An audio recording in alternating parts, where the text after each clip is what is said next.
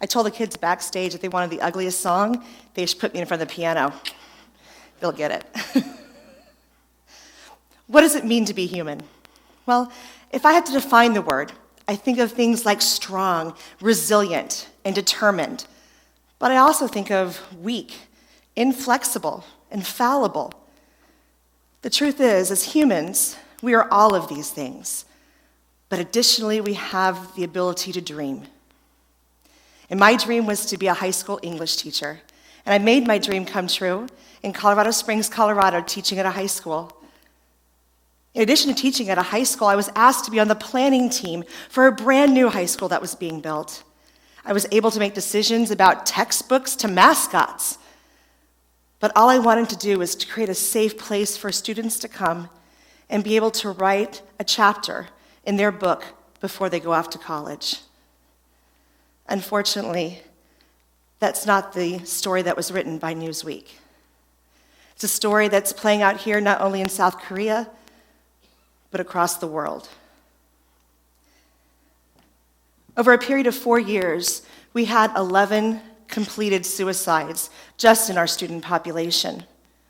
I can't tell you the feeling and the wave of agony as I would open my email and I would see that we had a mandatory staff meeting that I had to go to. All I could do was think and look at the computer screen and ask why. I'd come back to school and see the students in the hallways crying and consoling each other. That same question echoing in the hallways. Why? I'd go to the funerals and stand graveside with the parents and family and friends who were left behind, all asking the same question. Why? The problem was we didn't have an answer.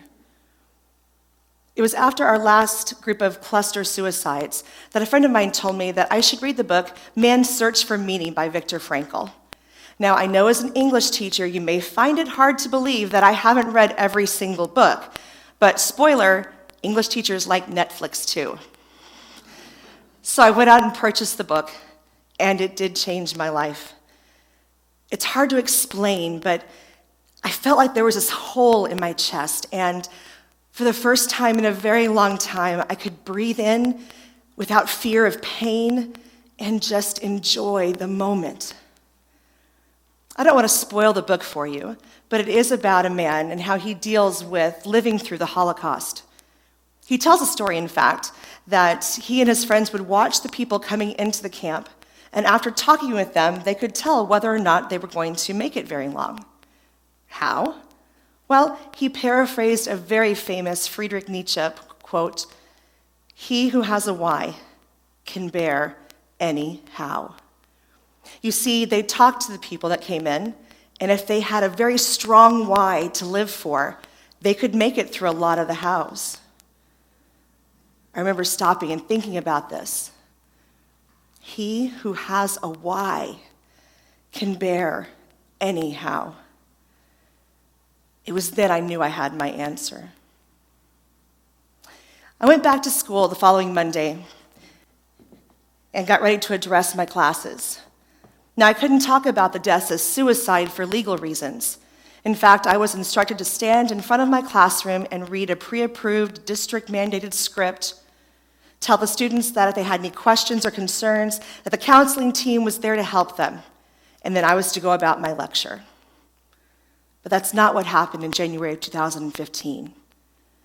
In that January, one of my students stood up on her chair and she yelled, "What are we doing? Why aren't we talking about what happened? My friend killed herself. She committed suicide. She thought life was so bad that she didn't want to live on." And she was right. And I looked around the room and I saw other students who were shaking and crying.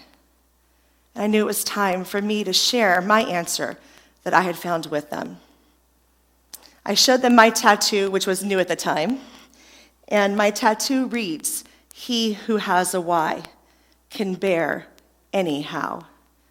And we talked about what that meant. How if we know and believe in what we're doing, that no matter what pain and suffering life throws at us, that we can make it along the way.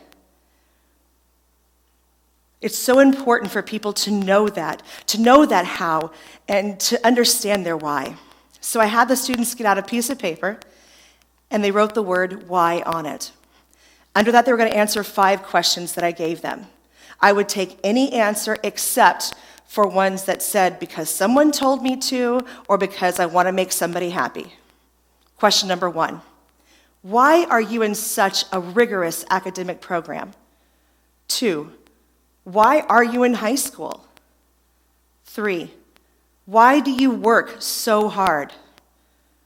4, why do you want to go to college? And 5, why do you want to make a difference in this world? It was an extremely painful exercise, but I did it with the students. I sat right along beside them, and I shared with them my why sheet. So now they had their why, but I knew they were going to encounter some hows along the way. So in order to prepare them for this, I showed them the next class period this TED Talk, To the South Pole and Back, The Hardest 105 Days of My Life by Ben Saunders. In this TED Talk, he talks about his adventure to the South Pole. He and his partner had planned for every possible thing that they could think of. They had technology that in the event that they ran into trouble, they could call for help. And it went picture perfect to the South Pole. They turned to the South Pole and they were coming back and they hit the ice. They hit something that they had not planned on. They were freezing and starving to death on the ice. And yet, Ben Saunders will say that making the phone call for a food drop was the hardest decision that he has ever made. In fact, he says that his ego is still dealing with it today. He said it was nearly so perfect. After the video, I asked my students, so what do you think? One of my students, some responses I got were, wow, that's rough. Or, I didn't know that you could actually get a scar on your face from frostbite. And then one of my students sat back and said, that sucks. And I said, why? Why would you say that? And the young man said, he had a dream, he had a plan, and he failed. And I'm so glad that he said that. You see, my students were from middle to high socioeconomic families, and they were pressured to do well not only in school, but in sports, and to get into prestigious universities and colleges or military academies. They were beautiful, smart, and talented people with amazing futures in front of them. But they had no idea what they were going to do when they were on the ice. So I had them turn over the papers that said why, and I had them write down Plan A and Plan B. Plan A, what are you going to do when you are laying on the ice and life is too painful for you to bear? Plan B, who are you going to call when you're at the end of your rope and you're not sure that you want to see the sun come up tomorrow morning? After they filled their Plan A and Plan B out, they folded their letters and they handed them to me. I put them in a box. And I said, before we leave, I want to make sure that you understand that we now as a community have 3 responsibilities. Number 1, if we are on the ice, we need to know that we have a plan and we need to act on our plan. Number 2, if we see somebody else on the ice, we need to go to them and remind them that they have a plan and help them get off the ice.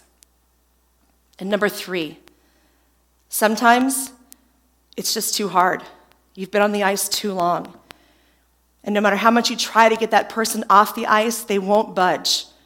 In that case, we will muster every available resource we can to meet that person and get them off the ice. We refuse to let someone starve to death on the frozen tundra when we know there's a McDonald's 100 yards away.